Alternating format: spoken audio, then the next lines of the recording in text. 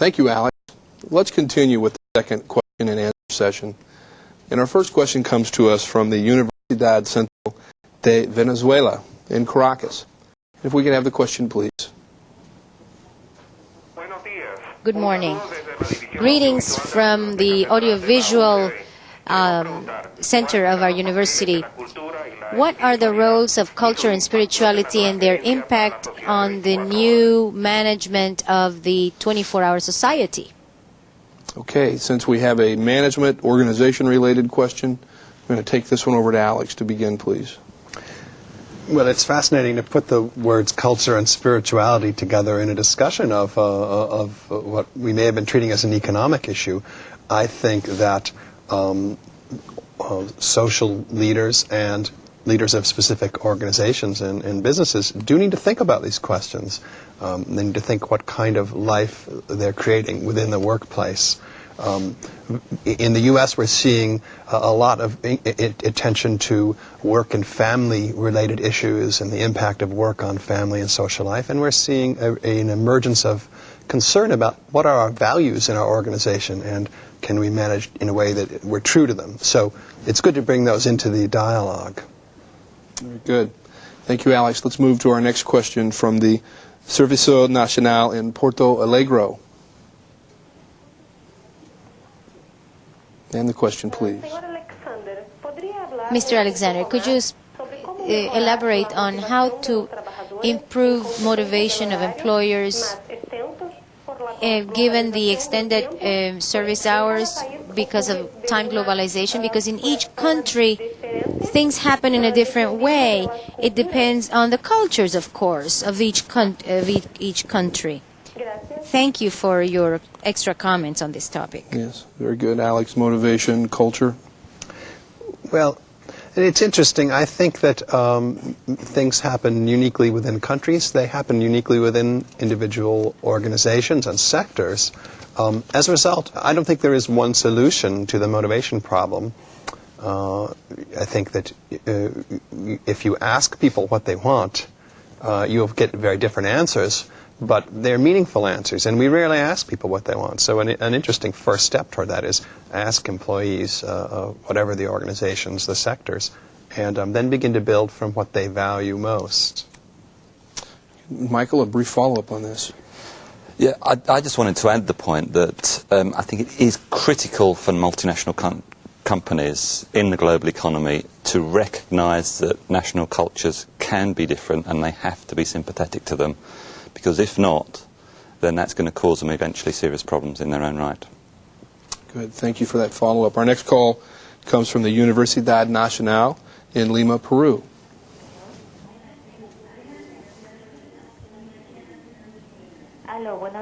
Good morning. From the National Customs School. This is the Customs School.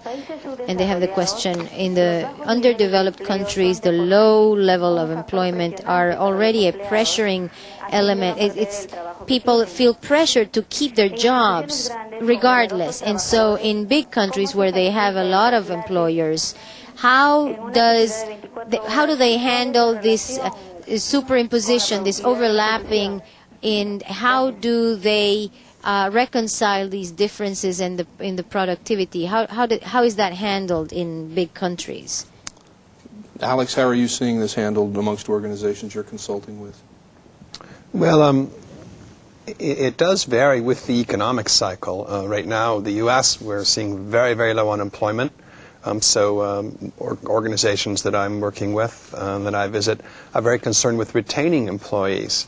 And that may mean being flexible about how you employ those people, what opportunities you give them. At the same time, of course, we have to ask them to be flexible with their time and effort. When you have higher unemployment, and it's easier to find qualified people, well, then I think it tends to go the other way. Then the people and the employees are usually asked to adapt more. Honestly, I think when good employees are scarce, that's when organizations make the most progress, because they're forced to listen to their people and create win-win employment situations where the organization's getting what they need in this challenging economy, but the people are too.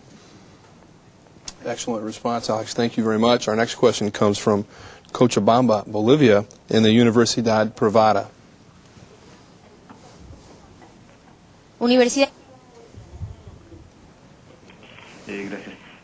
Thank you. ¿Cómo pueden enfrentar las economías How can economies face underdeveloped or face the 24-hour society when they are used to shifts that are usually 8-hour days, working days, and they are also planning to reduce those working the hours in a working day, the number of hours. Let's go to Michael with this one, and perhaps on sort of a global scale, what are we seeing in the variances of shifts, and how do you accommodate that? Well, I think this is an important point, and we need to view it within the context of the whole of the global economy. This partly follows up from the previous question, is I think our view is that the 24-hour economy will actually be job creator. So I think that's an important point.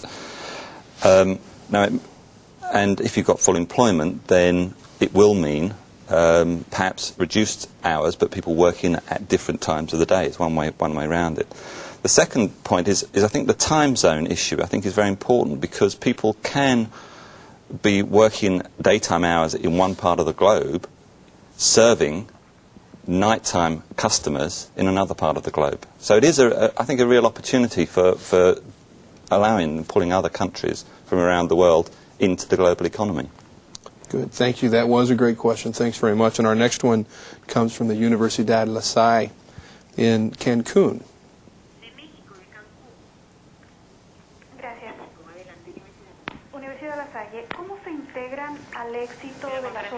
How can you integrate factors in the success? The physical conditions of work, risks, salaries, and quality, and also the inequalities between the level of welfare of the employee and his family. How does that compare to the consumer's welfare and well-being? Balancing the plate a little bit between those that make things and those that consume things. Alex, would you like to address this?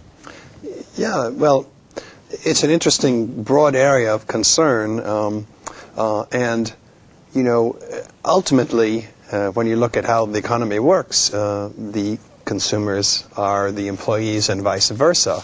But what, of course, happens is you get some people who are consuming at a different level and different sorts of products than they're making. You get some inequalities. In Cancun, of course, you serve an international consumer base 24 hours a day with a local workforce, and there's vast economic disparities. And so I would say that you need to be cognizant of these possible frictions or inequalities if your workforce feels that they are not being treated fairly by their employers or by the economic system. That will get in the way of motivation. It's something you have to remedy. Thank you, Alex. Appreciate those insights. And we'd like to take our next question from the Universidad Blas Pascal in Cordoba, in Argentina. Good afternoon. Our question refers to this problem. In our university, we are currently designing a plan in order to offer a service, a library service, 24-hour library service. The question is, how can we offer a 24-hour service that doesn't necessarily up or raise the costs of this operation in an exaggerated way, so that we don't inflate our budget because we're offering 24-hour service? And very good. Thank you. I'm going to come back to Alex again on this one. At the organizational level, perhaps you can address this.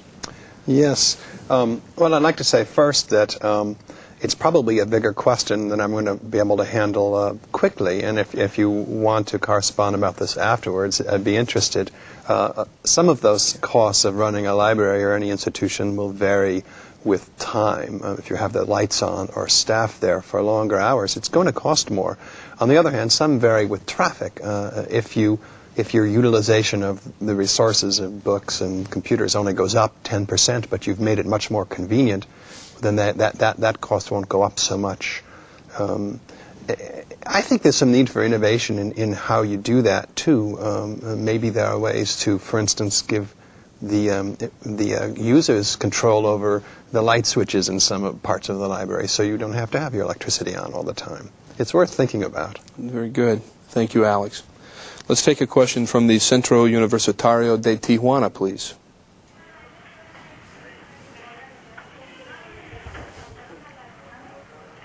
Baja California, Mexico. The concept of the 24-hour society gives the impression of being more concerned with profit than with the social welfare and well-being of the employees. What is the experience in Asia, for instance, where you have a high rate of efficiency and workers' participation in the outfits, in the organizations? Alex, we have a very, very brief time here. Perhaps you can address that. Well, I think in Asia you see the full range of variation. You may be referring to maybe Japanese model, but you can also go into economic zones in China, or, for instance, into Guangzhou, very international industrial city now, and you can find that workers are working at low wage levels and maybe in unsafe working conditions. So there are pressures there which need to be managed. There are some public health and social issues that need to be managed with it. Very good.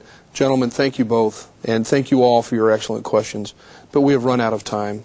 Thank you again, Alex. Thank you again, Michael. We hope that you have enjoyed participating in this video conference. And thank you to all of our associates for your enthusiastic assistance.